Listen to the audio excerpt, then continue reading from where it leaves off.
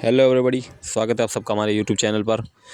तो भाइयों, इस चैनल के माध्यम से आज के हम वीडियो में बताने वाले हैं रीट एग्ज़ाम के एनालिसिस सभी क्वेश्चन का 1 से लेकर 150 क्वेश्चन। तो भाइयों चलते हैं सबसे पहले क्वेश्चन की तरफ। संलाखन जीवाश्म पार्क के संदर्भ में निम्नलिखित कथनों पर विचार कीजिए। यह जीवाश्म पार्क उत्तर प्रदेश के सोनभद्र जिला में स्थित है। यह जीवाश्म पार्क आधिकारिक तौर पर रॉबर्ट्सगंज जीवाश्म पार्क के नाम से जाना जाता है। तो भाइयों ये दोनों ही कथन दिए गए हैं, तो इन्हीं में से सही आंसर चुनना है ABCD में से। तो भाइयों ये जीवाश्म पार्क और ये पहला सही है, दूसरा गलत, तो केवल एक सही आंसर हो जाएगा। तो C इसका बिल्कुल आंसर सही हो जाएगा। अब बात कर लेते हैं भाइयों नेक्स्ट क्वेश्चन की। क्वेश्चन नंबर 2, क्लोरोफिल में कौन सा पोषक तत्व केंद्रीय परमाणु होता है या फिर पाया जाता है? तो ABCD में आंसर रहने वाला है भाइयों इसका मैग्नीशियम, कैल्शियम, नाइट्रोजन या आयरन में से। तो क्लोरोफिल में भाइयों पोषक तत्व जो पाया जाता है वो रहता है भाइयों मैग्नीशियम। तो आंसर हो जाएगा A। तो A बिल्कुल सही आंसर है। अब बात कर लेते हैं नेक्स्ट क्वेश्चन की। सूची 1 को सूची 2 से सम्मिलित कीजिए। तो भाइयों इनमें से हमें समेत 1 को 2 से मिलाना है। तो भाइयों बात कर लेते हैं कि इसमें क्या क्या दिया हुआ है। सन्यासी विद्रोह, चुआर विद्रोह, भील विद्रोह, पेलिगर। तो सबसे पहले सन्यासी विद्रोह भाइयों 1763 और 1800 के बीच में हुआ था। अब बात कर लेते हैं चुआर विद्रोह जो कि 1766 से 1772 में हुआ था। और इसके बाद कर लेते हैं बात हम भील विद्रोह की। तो भील विद्रोह भाइयों रहने वाला है 1828 से लेकर 1831। और जो कि बचा है पॉलीगर विद्रोह वो भाइयों तीसरे में लग जाएगा 1799 से लेकर 1805। तो भाइयों इसका सही आंसर हो जाएगा C, A2 में B1 C1। तो आंसर हो जाएगा C। नेक्स्ट क्वेश्चन हम बात कर लेते हैं कौन सी मक्खी कपास की नासी जीव है? मतलब कि जो कौन सी जीव प्रकार की मक्खी है जो कि कपास की नासी जीव है? तो भाइयों इसका आंसर होने वाला है सफ़ेद मक्खी। तो सही आंसर हो जाएगा A। नेक्स्ट क्वेश्चन हम बात कर लेते हैं क्वेश्चन नंबर 5। किस देश ने युद्ध क्षेत्रों में ड्रोन प्रौद्योगिकियों का परीक्षण करने के लिए ड्रोन प्रहार अभ्यास आयोजित किया? ड्रोन प्रहार अभ्यास आयोजित करने वाला देश है भाइयों रूस, भारत, चीन या USA। तो इसका सही आंसर होने वाला है भारत। ड्रोन प्रहार अभ्यास आंसर हो जाएगा B। तो भाइयों जितने भी लोग चैनल पर नए आए हो चैनल को सब्सक्राइब कर लेना और वीडियो को लाइक कर देना। नेक्स्ट क्वेश्चन हम बात कर लेते हैं क्वेश्चन नंबर 6।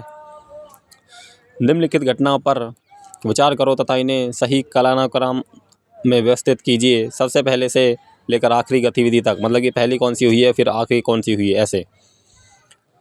तो सबसे पहले बात कर लेते हैं हम क्रिप्स मिशन, साइमन कमीशन, कब मिलियन अवार्ड और माउंटेबन प्लान। तो भाइयों सबसे पहले हुआ था साइमन कमीशन, इसके बाद कम्युनिक अवार्ड, फिर रहने वाला है क्रिप्स मिशन और फिर रहने वाला है भाइयों माउंटबेटन प्लान।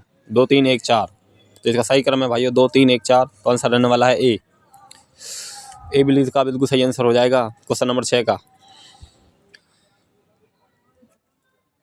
नेक्स्ट क्वेश्चन हम बात कर लेते हैं क्वेश्चन नंबर 7। इंद्रधनुष में सबसे बाहरी रेखा का रंग होता है? इंद्रधनुष में सबसे बाहरी रेखा का रंग कौन सा होता है भाइयों, जो कि आपने पढ़ा होगा इस बारे में? तो लाल, बैंगनी, नीला या पीला। तो इसमें आंसर होने वाला है भाइयों लाल। ये सबसे बाहरी रंग का रेखा का रंग होता है लाल। तो आंसर हो जाएगा इसका A। नेक्स्ट क्वेश्चन हम बात कर लेते हैं दक्कन के सूबेदार जिसने 1724 ईस्वी में निजामुल मुल्क आसफ जहाँ की उपाधि धारण की थी वह कौन है? तो भाइयों ABCD में से आंसर होने वाला है निजामुल मुल्क की आसफ जहाँ की उपाधि धारण करने वाला है भाइयों चिनकिलिच खान। तो आंसर हो जाएगा भाइयों इसका D। क्वेश्चन नंबर 8 का हो जाएगा D आंसर बिल्कुल सही। क्वेश्चन नंबर बात कर लेते हैं नेक्स्ट की। तो क्वेश्चन नंबर 9। जल प्लावित धान के खेत में किस जलीय पौधे को जैव उर्वरक के रूप में सामान्यतः प्रयोग में लाया जाता है? जैव उर्वरक के रूप में सामान्यतः प्रयोग में लाया जाता है। तो भाइयों आंसर है इसका ABCD में से। तो इसका सही आंसर रहने वाला है एजोला। तो इसका सही आंसर होने वाला है भाइयों डी, एजोला इसका बिल्कुल सही आंसर है। नेक्स्ट क्वेश्चन हम बात कर लेते हैं। एक तांबे के तार जिसकी लंबाई 36 मीटर तथा व्यास 0.2 मिलीमीटर है को पिघलाकर एक गोला बनाया जाता है। इस गोले की त्रिज्या सेंटीमीटर में क्या है? तो भाई इसका सही आंसर मैं डायरेक्ट बता रहा हूँ आपको, मैंने पहले सॉल्व किया हुआ है, तो आंसर इसका ए है 3।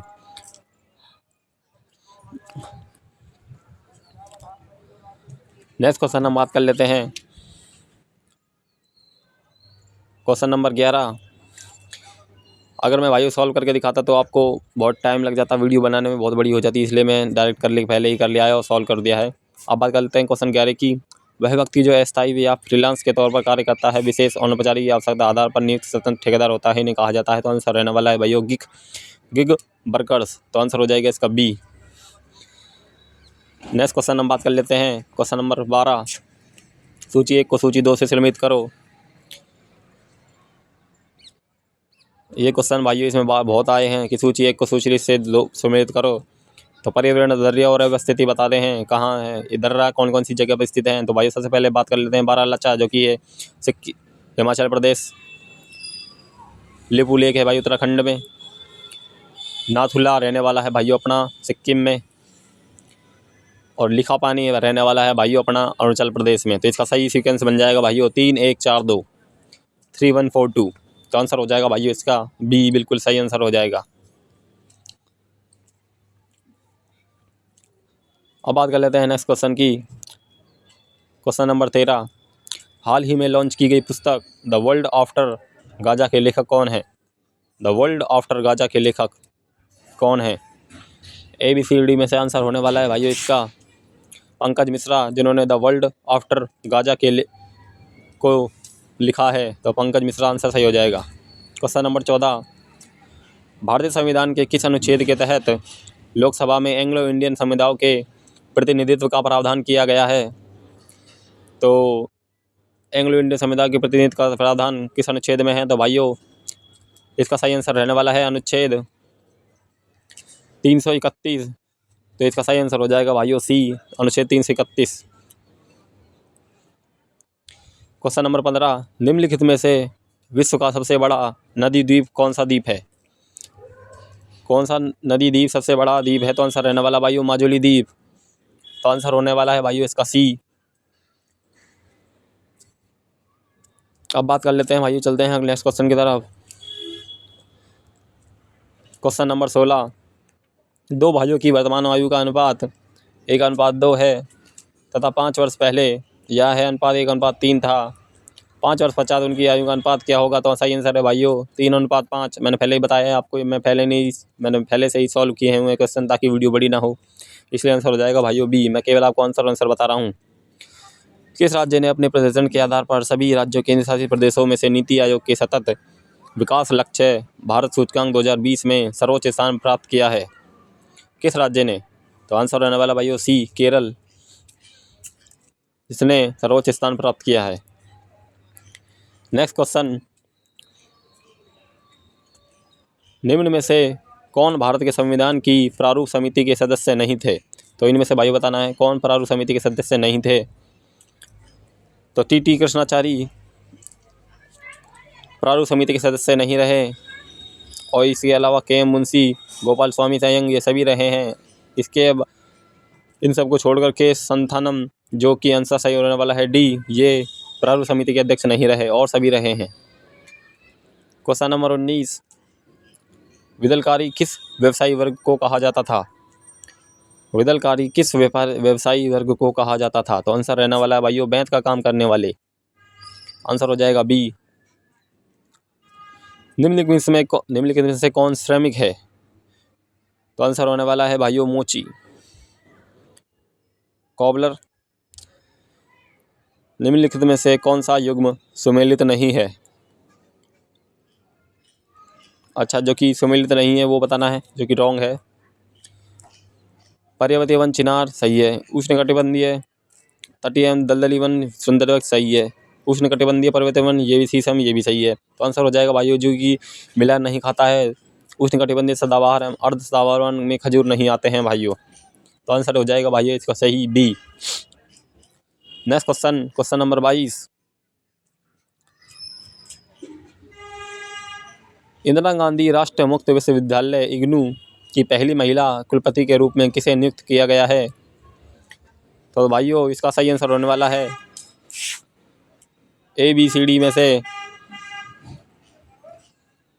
उमा कांजीलाल। तो आंसर इसका सही होने वाला है भाइयों D।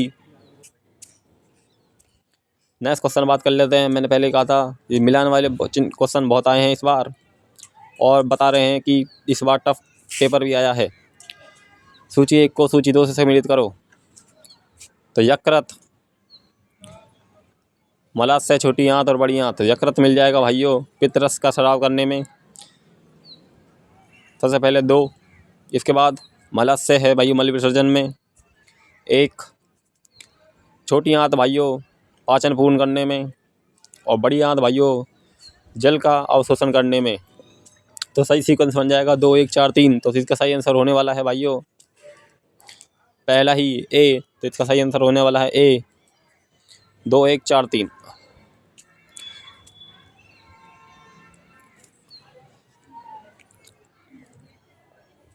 आधारीय बीज पर प्रयुक्त टैग का रंग होता है। जो आधारी बीज पर प्रयुक्त टैग का रंग होता है भाइयों पीला, लाल, नीला या सफ़ेद। तो इसका सही आंसर होने वाला है सफ़ेद, जो कि बीज पर प्रयुक्त टैग का रंग होता है सफ़ेद। तो आंसर हो जाएगा भाइयों D। नेक्स्ट क्वेश्चन, सूची 1 को सूची 2 से सम्मिलित करो। एक और क्वेश्चन आ गया।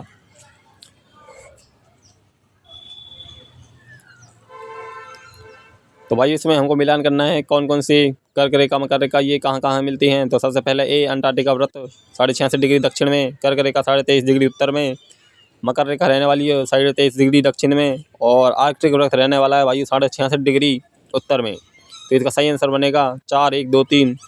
तो 4 1 2 3 सही आंसर होने वाला है भाइयों A।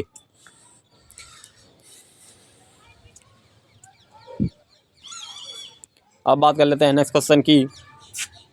कलकत्ता विश्वविद्यालय की पहली महिला स्नातक कादम्बिनी गांगुली ने कांग्रेस अधिवेशन को संबोधित किया।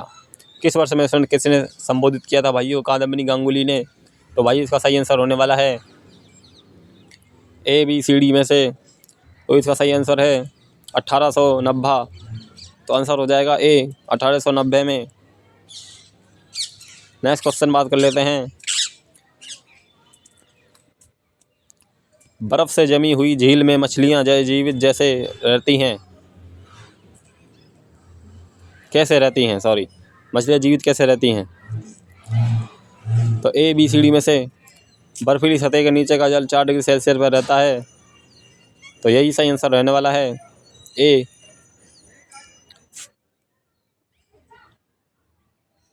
उनकी शरीर की बनावट इस प्रकार की होती है कि वे शीत सहन कर सकें। तो भाइयों A और B दोनों ही सही आंसर हो जाएंगे। तो आंसर हो जाएगा D इसका 27 का D आंसर है। किस अनुच्छेद के तहत भारतीय संविधान में निजता के अधिकार को मान्यता दी गई है? निजता का अधिकार रहने वाला है भाइयों अनुच्छेद नंबर अनुच्छेद 22, अनुच्छेद 20 या अनुच्छेद 19 या अनुच्छेद 21। तो इनसे में सही आंसर रहने वाला भाइयों अनुच्छेद 21 में से, जो कि निजता का अधिकार दिया गया है आर्टिकल 21 में। नेक्स्ट क्वेश्चन, ये भाइयों क्वेश्चन को सॉल्व किया है। तो इसका सही आंसर रहने वाला है भाइयों 12 से 36। मैंने पहले ही सॉल्व कर रखा है। तो इसका सही आंसर हो जाएगा A। Next question, Bharat Asia में निर्यात को बढ़ावा देने में निर्यात प्रसंस्करण क्षेत्र EPZ मॉडल की प्रभावशीलता को मान्यता देने वाले देशों में से एक था, जिसने डैश में कांडला में एशिया का पहला EPZ स्थापित किया था। तो किस वर्ष में भाइयों स्थापित किया था कांडला में एशिया का पहला EPZ? तो आंसर होने वाला है भाइयों 1965। सही आंसर हो जाएगा A।